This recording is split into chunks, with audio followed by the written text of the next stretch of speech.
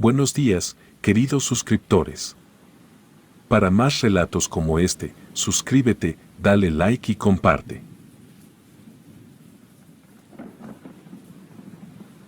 Nací en Monterrey, y debido a mi buen promedio gané una beca para estudiar en Europa, específicamente en la zona sureste de Italia, en la costa.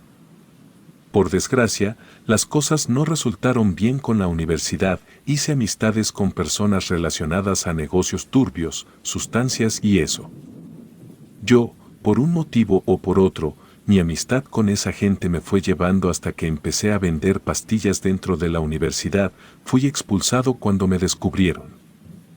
Ellos, que, aunque eran criminales, eran mis amigos, me ayudaron a conseguir empleo, podría decirse que era de taxista exclusivo. Se trataba de una empresa privada, que en realidad era una secta muy oscura, cuyos miembros, aunque eran pocos, eran de mucho dinero y venían de diversos países del mundo. Ellos tenían una tarjeta con la que nosotros, los conductores, podíamos identificarnos para brindarles el servicio de transportación. Mis amigos pudieron conseguirme ese empleo porque tenían contactos en Albania, de hecho también me consiguieron donde vivir.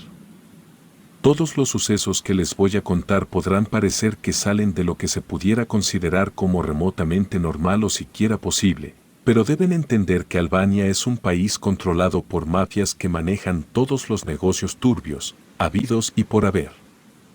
Primero, un poco de contexto, para que se entienda bien cuál era la situación en Albania cuando yo llegué ahí a trabajar y a vivir.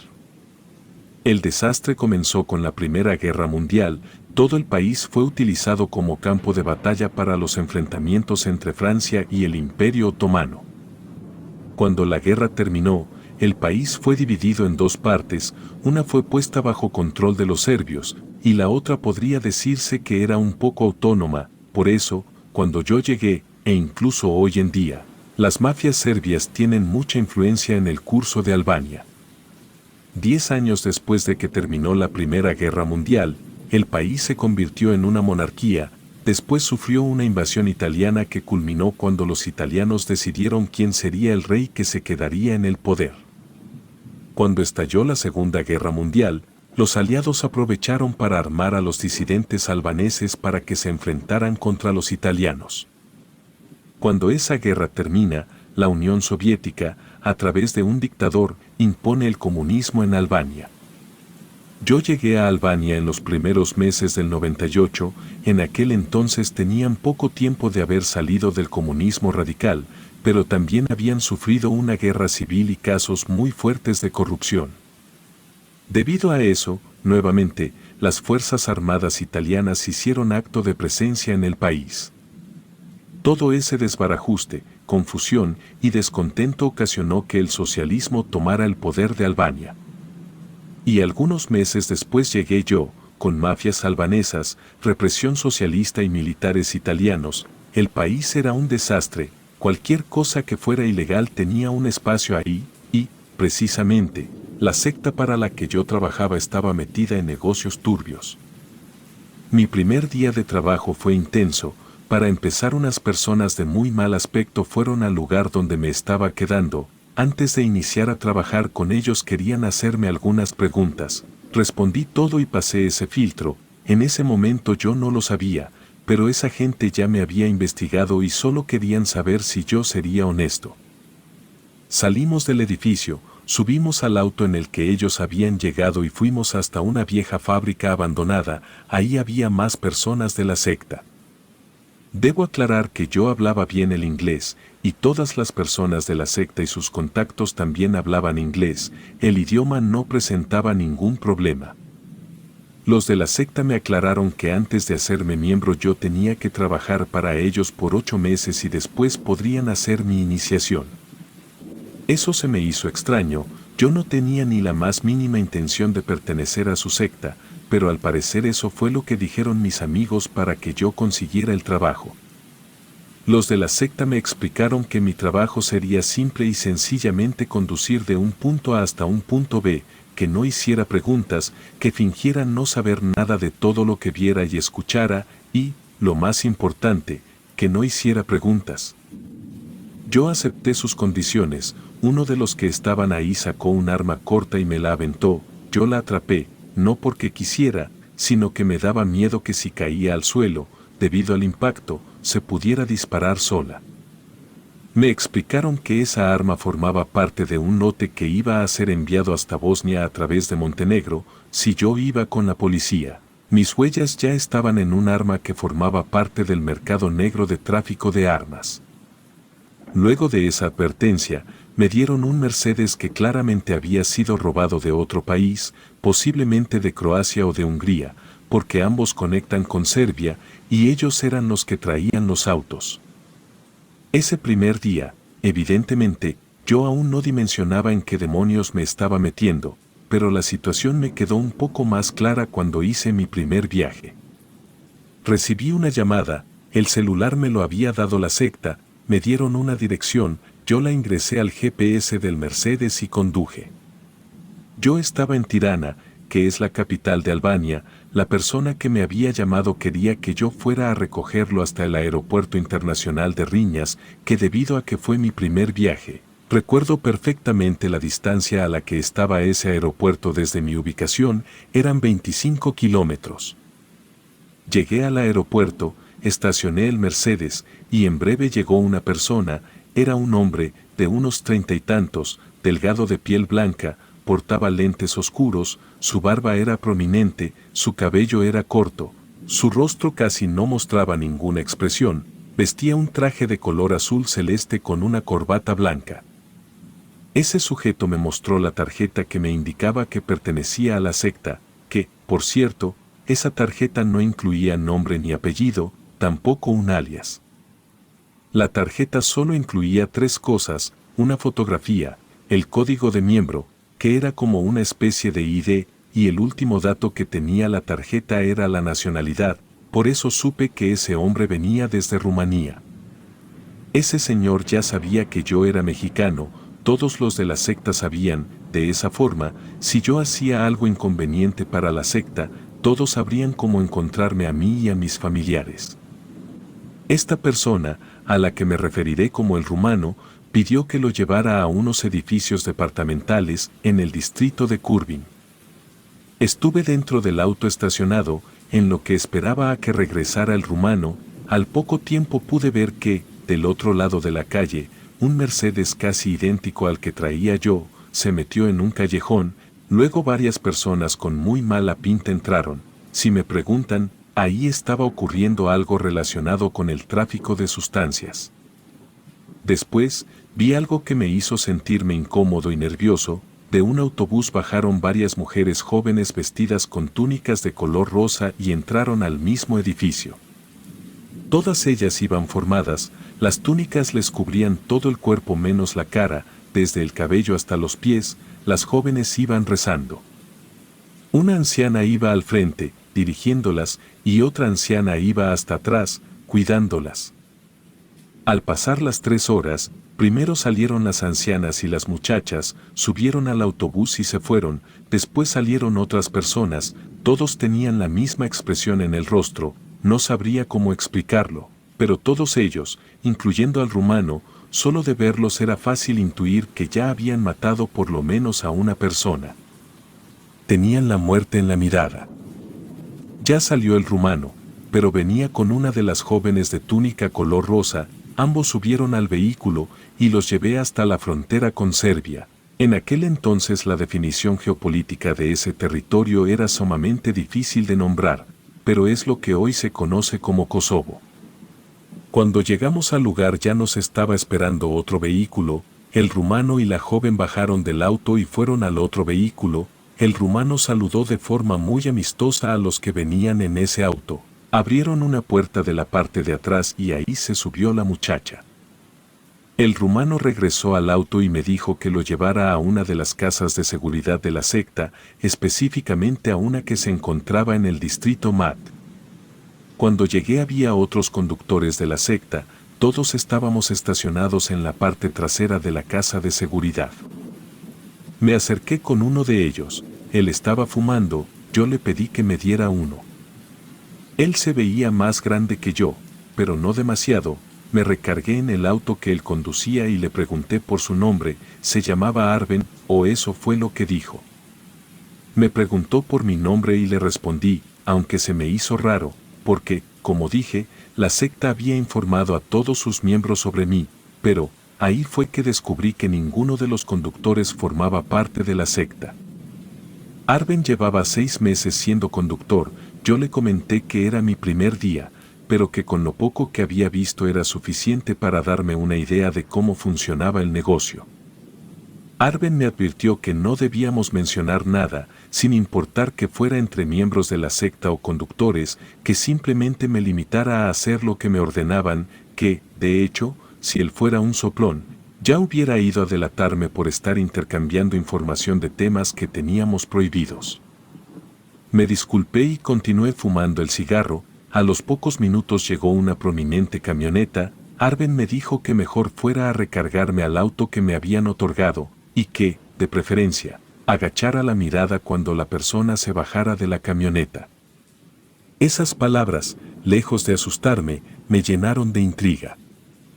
Volví al Mercedes. Al paso de un minuto, de la ostentosa camioneta bajó una persona muy excéntrica. Sus ropas eran relativamente ordinarias, pero lo más extraño de todo era la gigantesca cabeza cadavérica que llevaba a modo de máscara. Seguro se había tratado de un animal de ganado.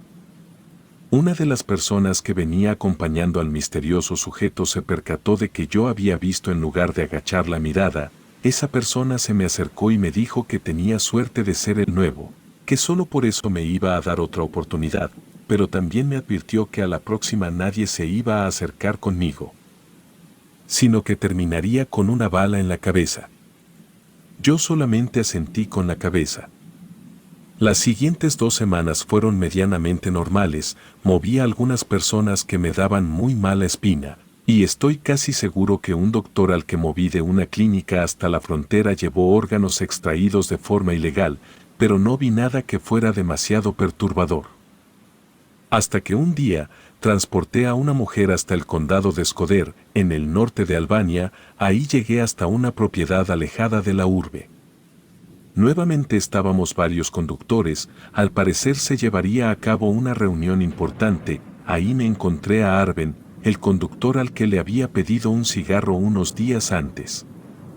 Cuando hicimos contacto visual él estaba fumando. Yo quise acercarme para pedirle uno, pero él me lanzó la cajetilla, dándome a entender que no era buena idea que nos vieran conversando. Luego acercó 2 dedos a sus ojos y me hizo una seña sugiriendo que pusiera mucha atención porque iba a haber algo fuera de lo normal.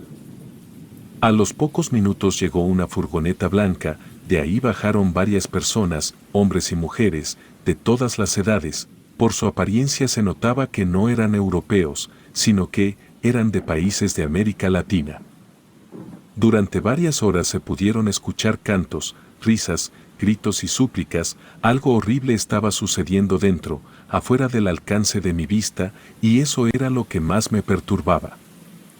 Yo sentía mucha impotencia, no podía hacer nada, y si intentaba acudir con las autoridades o si dejaba el trabajo, las consecuencias serían fatales.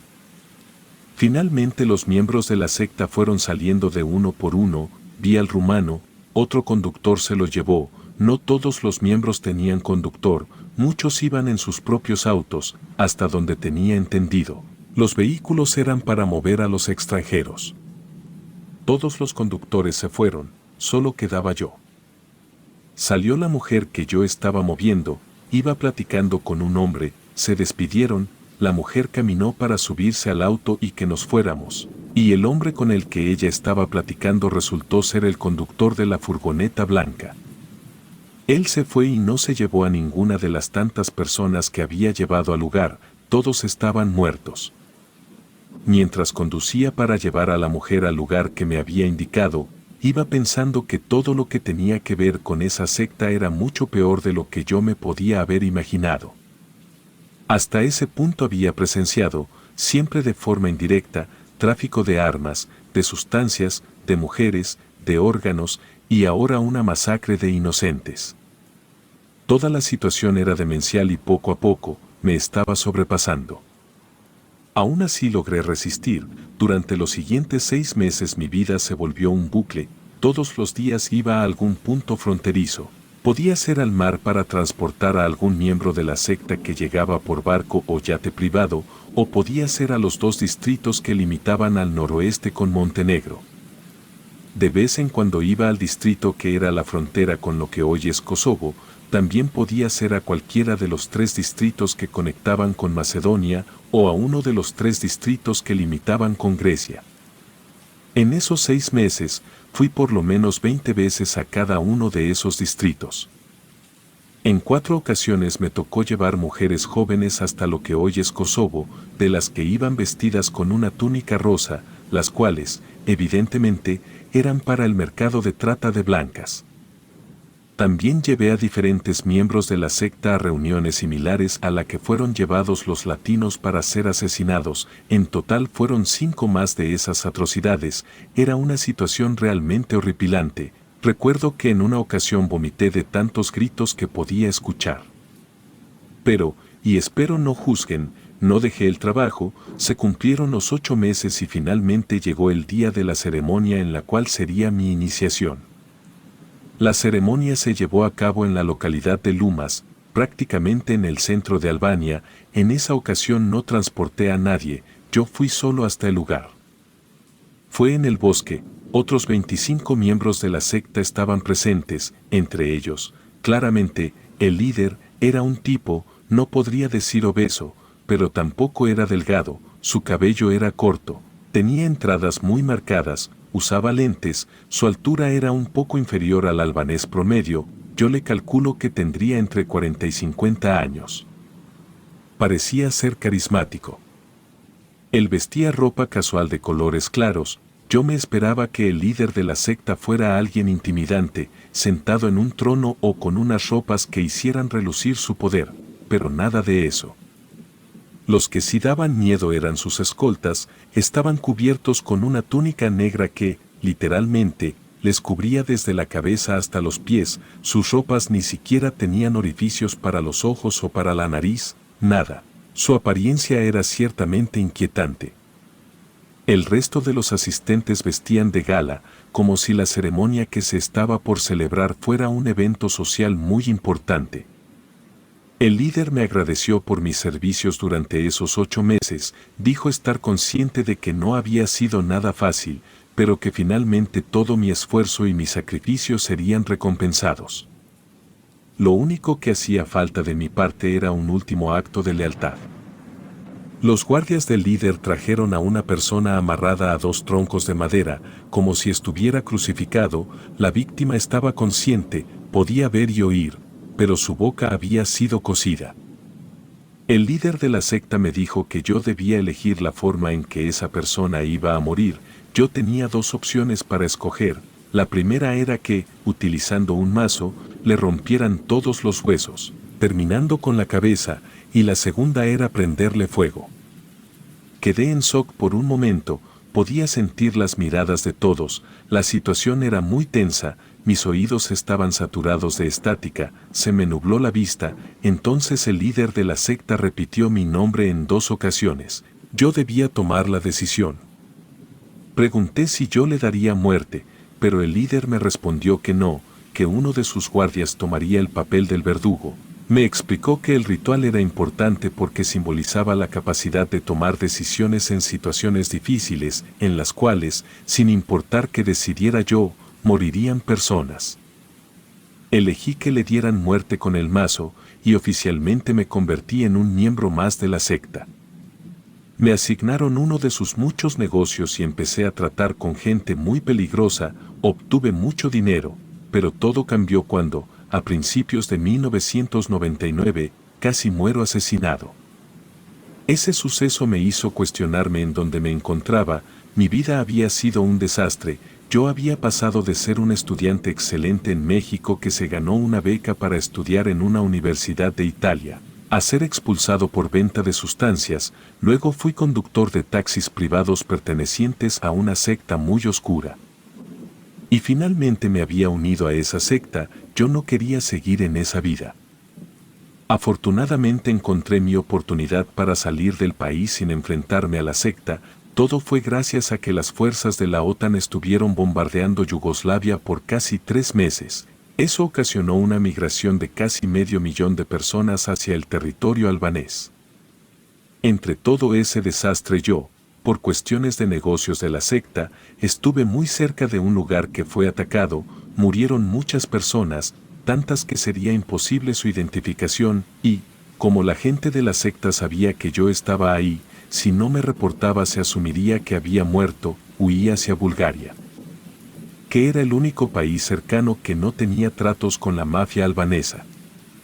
No saqué ni un peso de las cuentas que tenía para que mi muerte fuera creíble, y, con el dinero que llevaba en los bolsillos, me las ingenié para llegar a España y unos meses después logré regresar a México.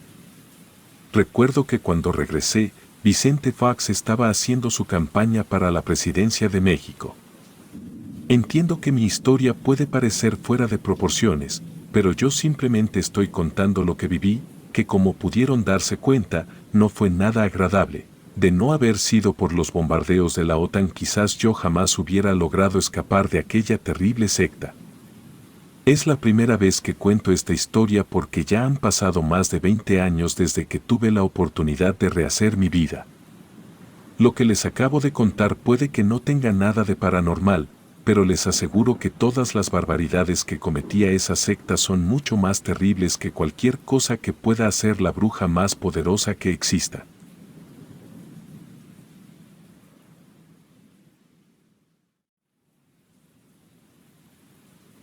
Hace algunos años, mi madre enfermó de gravedad, pues le habían detectado cáncer y le habían diagnosticado un tipo muy agresivo. Fue algo extraño, de pronto cayó enferma, no podíamos entender lo que estaba pasando. En esa época mi mamá ya tenía 6 años separada de mi papá, vivíamos con ella en un pequeño departamento, con los gatos que al final de cuentas no se quiso llevar mi padre con él, aunque él los adoptó. Eran 2 gatos, uno negro y otro blanco. Toxi se llamaba el gato negro, le pusimos Cami al gato blanco, eran muy lindos y unidos. El único detalle con ellos era que siempre habían sido muy agresivos con mi mamá, y no les gustaba que ella los agarrara, así que solo mi hermana y yo pudimos hacernos cargo de ellos. Una mañana, desayunábamos como de costumbre, cuando mi mamá fue mordida por uno de los gatos. El más grande, Toxi, le encajó los dientes en el estómago y comenzó a sangrar. Nos fuimos al hospital muy asustadas, no entendíamos qué le pasaba a ese gato, pues de pronto se le había lanzado a mi mamá. Ella me amenazó con llegar a la casa y tirar al gato en el primer lote baldío que se encontrara, pues sentía mucho dolor por la mordida. Yo no era muy cercana a los gatos, pero mi hermana Clara sí, y lloraba porque no le hicieran nada al gato, pues decía que era su mejor amigo. Estábamos en plena discusión sobre el destino del gato, cuando el doctor llamó a mi madre al consultorio. Nunca imaginamos que el gato, de alguna forma le salvaría la vida a nuestra mamá con ese ataque. A veces me han dicho o he leído que los animales sienten cosas o las ven y que por eso pueden actuar extraño, para alertarnos. Tras un rato en la consulta, regresó mi mamá. Tenía unas gasas en el estómago, con una cinta para sostenerlas. Nos dijo que se iba a quedar a hacerse algunas pruebas. Así fue que la ingresaron y a los 2 días supimos que tenía cáncer de intestino. Como les dije, todo fue muy rápido. De pronto mi mamá estaba yendo a las quimioterapias, tomando medicamentos y vomitando diario. Comenzamos a ver cómo el carácter de Toxi cambiaba. Ahora era más huraño, vivía a la defensiva con nosotras, pero el gato estaba obsesionado con mi mamá. Pasó de ignorarla por completo a estar tras de ella siempre, la seguía a todas partes, la acompañaba en la cama, se acurrucaba afuera del baño, esperando verla salir. Yo siempre vi que los gatos, Toxi y Cami, jamás habían sido apegados a mi mamá. Ella los aceptó solo porque a mi papá le encantaban los gatos. Tomamos la decisión de conservar a los gatos. Después de esa gran mordida, mi mamá insistía que ese gato le había salvado la vida, pues de otra forma no se hubiera enterado del tumor que estaba creciendo en su intestino delgado. Los días pasaban y todo era un caos. Nunca me imaginé que las cosas pudieran empeorar. pero lo hicieron. Primero nos tuvimos que mudar a un lugar más barato, mi mamá perdió su trabajo, luego mis abuelos dejaron de apoyarla por problemas económicos de ellos, nos quedamos solas, apoyando a mi mamá como podíamos y sin mucho dinero. Yo me metí a trabajar a una papelería, pues por ser menor de edad, no podía conseguir un mejor trabajo para sostenernos económicamente. El trabajo más pesado lo llevó Clara, ella cuidaba de mi mamá todo el tiempo, comenzó a faltar mucho a la secundaria, pero no nos arrepentíamos de nada, pues teníamos que ser fuertes. Ninguna de las tres nos quejábamos de lo que estaba pasando, lo soportábamos y contrario a todo lo que pensábamos, mi papá comenzó a apoyarnos, nos pasaba una pensión decente para poder completar los gastos. Además ayudó a mi mamá a continuar con su servicio médico. Las cosas iban bien, a pesar de que todo estaba mal, mi papá también nos visitaba, miraba cómo vivíamos y cómo estaba mi mamá, al final, yo creo que estaba preocupado por lo que estábamos pasando. El problema era Tamara, su novia, ella era una mujer escandalosa y afectada, nada le parecía bien, era de esas mujeres a las que se les dice que hasta lo que no comen, les hace daño. Era una neurótica y celosa de lo peor, incluso llegó a ir a la casa a acompañar a mi papá, a verificar que solo viniera a visitarnos rápido y no pasara tiempo con mi mamá. Lo mejor de todo, es que los gatos eran terribles con esa mujer, siempre la arañaban o le hacían algo cuando venía con mi papá. Mi madre no tenía ganas de luchas gratuitas, así que ella permanecía agradecida con lo que su exesposo hacía para ayudarnos, sin prestarle mucha atención a Tamara. Después de todo, a ella la conoció después del divorcio, o eso fue lo que creíamos, hasta que nos enteramos de la verdad. En fin, las cosas estaban en relativa calma, cuando comenzamos a experimentar una serie de problemas inusuales, cosas raras a las que no les teníamos explicación, y el día que ya les pusimos atención, fue un fin de semana largo, por las festividades no iría a trabajar jueves, viernes, sábado y domingo. Mientras que Clara tampoco iría a la escuela, estábamos las tres en la casa y estábamos viendo la televisión, ya entrada la noche, con las luces apagadas, yo estaba en el sillón pequeño acostada, mis pies salían de un costado y sentí un frío inusual, lo único que hice fue jalar una cobija que traía Clara, y entonces comenzamos a forcejear, jugando con ella. Mi mamá estaba fingiendo molestia, nos regañaba de broma y nos reíamos, de pronto un chiflón de aire llegó hasta nosotras y tiró una caja que estaba arriba de la tele, el aire venía de la cocina, pero no entendíamos cómo o de dónde salió ese aire, pues en la cocina no había ventanas, la puerta del patio estaba cerrada. Me paré a verificar, pero de nuevo un aire helado vino de la cocina y me hizo tener escalofríos por todo el cuerpo. Mi mamá me dijo que revisara bien la puerta, que quizás la habíamos dejado abierta sin querer.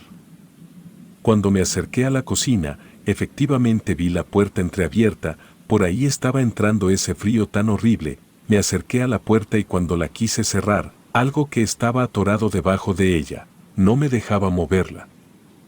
Di varios jalones y empujones para poder cerrarla, pero siempre se atoraba en la parte de abajo, como estaba muy oscuro, tuve que prender la luz. Entonces, cuando me giré para ir a cerrar la puerta, vi que estaba Cami, como atorado en la puerta.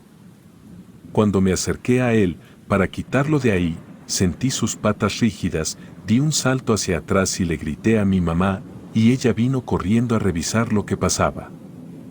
Cuando movió al gato, comprobó que estaba muerto, pero el miedo se apoderó de mí, cuando vi el hocico del gato lleno de hormigas, y le salían de todas partes. Mi mamá agarró una caja de zapatos y lo metió ahí, no dijimos nada, pero las tres vimos como la silueta del gato quedó pintada en el suelo, era inusual. No hubo señales de que el gatito estuviera enfermo, tampoco había salido de la casa, siempre los teníamos con nosotras en la casa. Revisamos los jabones, las medicinas o cualquier cosa que se pudiera comer por accidente, pero no había indicios de nada, al parecer había muerto de repente de forma natural, o algo así, pero no podía ignorar cómo lo vi lleno de hormigas. Toxi se quedó solo, y ahora era mucho más cercano a mi mamá, había ratos en los que subía por su espalda, para colocarse en sus hombros y ver lo que estaba haciendo. El gato también le lloraba todo el tiempo, pero especialmente le lloraba en la madrugada, se ponía sobre de ella y comenzaba a maullar de una forma muy espeluznante. Comenzó a erizarse, a ponerse violento de la nada, quería atacar la ventana del cuarto de mi mamá, o arañaba alguna pared, también maullaba en la puerta de la cocina, ahí donde había aparecido muerto su compañero Cami. Un día se lanzó por la ventana, dice mi mamá que parecía perseguir un pájaro, pero que no había visto bien lo que era, afortunadamente no se quebró nada, pero cada vez más seguido se lanzaba a las cosas más raras. A veces se arrojaba a la puerta de la entrada o a las cortinas del cuarto de mi mamá, también llegó a tirarle la comida de las manos a mi mamá para luego dejarla en su arenero. Las cosas seguían poniéndose raras, y no solo por el gato. Por las noches comenzamos a escuchar que revolvían los trastes de la tarja. Primero pensé que era mi mamá o Clara, buscando un vaso para tomar agua en la noche, pero cuando me levanté a pedirles un vaso para mí también, no había nadie. Solo vi como de la nada, se cayó la caja con cereal que estaba sobre el refrigerador. En ese momento no imaginé nada raro, pues a veces se caen las cosas. Miré a todos lados revisando si se colaba el aire por algún lado, o si al gato se le había ocurrido romper cosas, pero Toxi no estaba por ahí, solo yo, y me imaginé que solo estaba alucinando cosas. Así que me fui a dormir, sin ponerle mucha atención al asunto. El problema fue a la noche siguiente, de nuevo escuché el ruido en la cocina y me paré a revisar.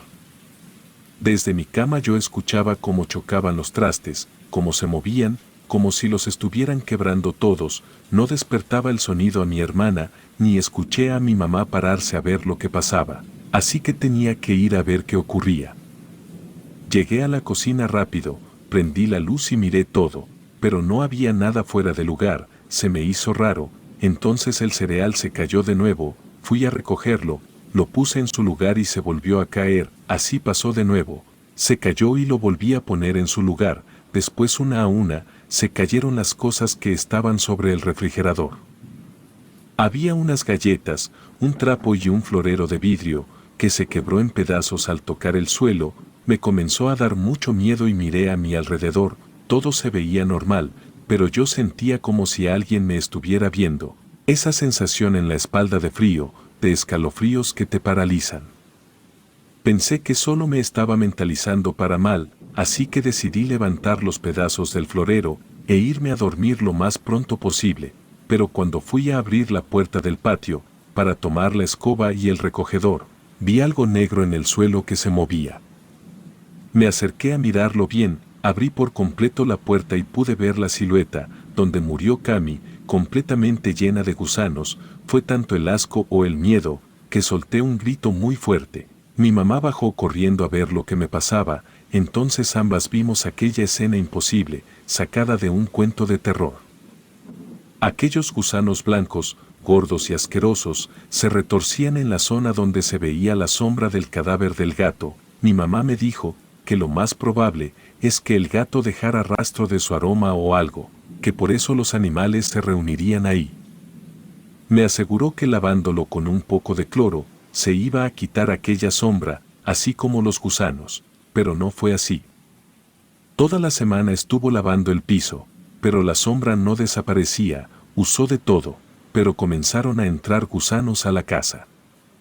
A la que le fue peor, fue a mi hermana, pues una noche abrió la puerta del patio para ir por una toalla, que estaba tendida afuera, y le cayeron los gusanos que estaban en el marco de la puerta, en la parte de arriba. Luego un aroma a animal muerto, llegaba a nosotras desde el patio, pero no encontrábamos qué despedía ese olor. También vimos como la puerta del patio, siempre amanecía manchada del vidrio que tenía. Eran como puntitos negros, de humedad, pero tampoco supimos cómo era posible que eso sucediera o por qué. Todo se estaba poniendo muy raro. Pararon los sonidos de los trastes chocando o quebrándose, pero la sensación de que algo nos veía nos ocurría a las 3. Unas 2 o 3 semanas después, la salud de mi mamá empeoró. Ella estaba internada porque comenzó a verse amarilla de la piel y los ojos. En ese momento pensábamos lo peor, así que mi papá tuvo que venir a ayudarnos con el papeleo del hospital, pues como éramos menores de edad, él se encargaba de todo, también se quedaba a dormir con nosotras para cuidarnos. Entonces nos dimos cuenta que Toxi, el que era su gato, ya no toleraba a su anterior dueño. Le arañaba, se ponía agresivo, también llegó a llorar de una manera amenazante cuando lo veía entrar al cuarto de mi mamá. En medio de todo el estrés por la posible muerte de mi mamá, se complicó más la situación, porque Tamara le dijo a mi papá que tenía que dedicarse a cuidarla, porque estaba embarazada. Nosotras no teníamos nada en contra de ella, así que mi papá sugirió que platicáramos las tres, para estar en buenos términos, así podríamos convivir con nuestro futuro hermano. Ella se puso como loca, al escuchar la sugerencia de mi padre, comenzó a gritarle, rompía cosas, le decía que no podía seguir ayudando a mi mamá. Decía que nosotras estábamos haciendo un plan para separarlos y que ahora con su embarazo, estábamos celosas, que temía que le hiciéramos algo. Hasta la fecha no entiendo qué le pasó a esa señora en la mente, estaba como poseída, comenzó a maldecir a mi pobre mamá, y Clara no se aguantó los insultos, le comenzó a contestar en un arranque de ira. Porque mi papá le dijo que no podía abandonarnos, Tamara se fue sobre mi hermana Clara y le arañó la cara de una cachetada. Y ella le contestó mordiéndola. Se armó una pelea, que terminó mal, mi papá decidió ayudarnos de lejos una temporada, mandó a una enfermera a que cuidara de mi madre, también nos mandaba dinero con ella, pero dejamos de verlo. Lo más raro, es que seguido veíamos el carro de Tamara afuera de la casa, siempre me imaginé que era porque vigilaba que mi papá no regresara a vernos. Pero un día, Susi, la enfermera que nos ayudaba, nos dijo que vio como una mujer vertía tierra afuera, en nuestra entrada, comencé a buscar en internet, pues algo no me cuadraba, Tamara estaba haciendo algo y yo tenía que averiguar qué. Estuve buscando por horas, y lo único que encontraba era brujería, pues al parecer ella estaba vertiendo tierra de panteón en la puerta para matar a mi mamá, yo estaba aterrada, así que como pude, para no sonar loca, les dije a mi hermana, a mi mamá y a Susi, lo que había encontrado en internet. La única que no creyó ni media palabra fue mi madre, me decía que estaba muy afectada por su enfermedad, pero que eso no tenía nada que ver con lo que estaba pasando, que esas cosas no existían, y me dijo que rezara por Tamara, por nosotras, que Dios nos iba a ayudar. No era necesario pensar en más, si estaba pasando algo así, mi mamá no iba a creerlo, lo único que hice fue vigilar la casa, y entonces comencé a ver las cosas que Tamara dejaba en la entrada. Lo que arrojaba eran cosas como tierra, vi algo aceitoso de color negro, incluso vi marcas, números y símbolos en la tierra, pero nunca vi a Tamara. Pensaba que lo mejor era esperar, y en una oportunidad, decirle a mi papá lo que Susi había visto, sin alarmarlo por las cosas que comencé a ver afuera de la casa.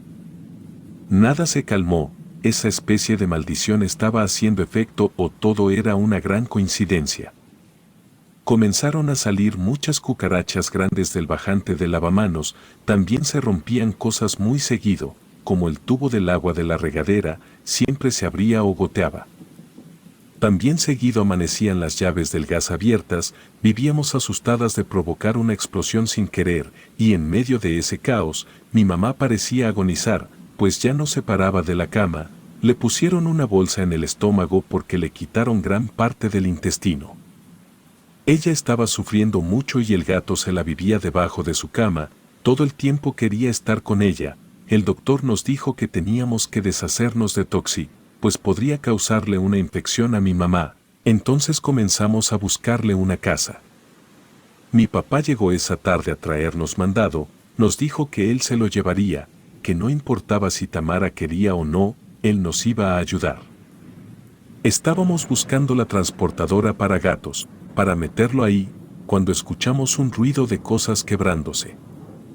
Corrimos al cuarto de mi mamá y la vimos tirada en el suelo, afuera del baño, el gato estaba sobre de ella, estaba como loco, sacaba las uñas, se erizaba, miraba a un rincón del baño y maullaba muy fuerte, como amenazante. Lo peor es que no sabíamos a qué estaba intentando atacar, pero jamás se bajaba de mi madre, permanecía a su alrededor protegiéndola. Fue imposible tomar al gato y sacarlo de la casa.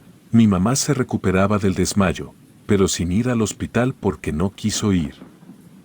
Toxi estaba debajo de la cama maullando, no paraba desde hacía rato, eran como gritos de locura, y no podíamos callarlo con nada. Esa noche no comió, tampoco al día siguiente bajó a hacerlo, incluso le llevamos agua, pero no salía de debajo de la cama. Pensamos que tendríamos que mover la cama para sacarlo. Por la tarde, cuando regresé de trabajar, acostamos a mi mamá en el sillón de la sala y comenzamos a mover todas las cosas del cuarto. Para levantar la cama, nos estaba ayudando Susi antes de irse a descansar. La idea era arrinconar al gato, lanzarle una toalla, para luego meterlo en la transportadora, y así se lo llevaríamos a mi papá. Habíamos terminado de mover algunas cosas, sacamos el colchón, movimos la mesita de noche, y cuando nos pusimos de lado a lado de la cama para levantar la base, vimos una enorme mancha negra en el piso, justo del lado donde mi mamá dormía. Susi se persignó, nos dijo que eso no era normal, no vimos a Toxi, no supimos en qué momento salió de debajo de la cama, lo estábamos buscando entre las cosas del cuarto, cuando Susi nos dijo que parecía una cara, la mancha en el suelo. Mi hermana y yo nos cubrimos la cara, al ver que sí parecía una cara, una de un hombre viejo, y en ese momento escuchamos gritar a mi mamá. Fuimos con ella y vimos cómo estaba parada en la puerta del patio, la vimos temblando, también lloraba, todas vimos cómo Toxi estaba decapitado, tirado en el suelo. Después de eso, mi mamá tomó nuestras cosas y fuimos a casa de mis abuelos a rogarles que nos ayudaran. Yo no estaba de acuerdo en irme con ellos, pero me dio mucho alivio ver que mi abuela estaba muy enojada, diciéndole que iba a ayudarnos, pues esa bruja no iba a matar a su hija. No entiendo, hasta la fecha, cómo una mujer tan religiosa como mi abuela cree en la brujería. Incluso era la que menos imaginaba que me iba a creer, cuando les conté a todos lo que veía en la puerta de la entrada de la casa.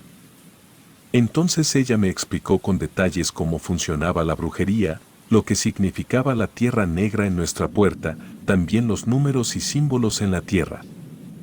Al parecer mi madre tenía un trabajo de muerte que Tamara estaba haciendo para quitarla del camino, porque quería a mi papá para ella sola. Esa mujer definitivamente estaba loca de celos, estaba paranoica pensando que mi papá podría quedarse de nuevo con mi mamá por estar enferma, así que quiso hacer de todo para lograr deshacerse de mi mamá. Afortunadamente las cosas mejoraron. Al ir a vivir con mis abuelos, mi abuela María estaba convencida de que entonces el divorcio de mi mamá había sido causado por aquella bruja.